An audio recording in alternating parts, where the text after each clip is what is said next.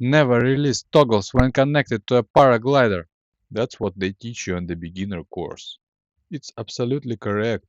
But let me show you something real quick.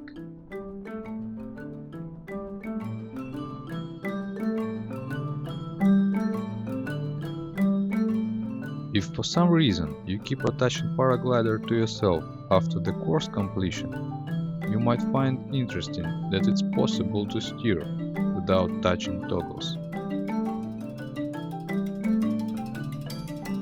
Not sure if cross-country pilots would agree to call this process paragliding. As for me, it's a meditation.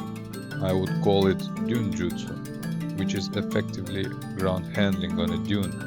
Stay tuned for more Dune Jutsu videos.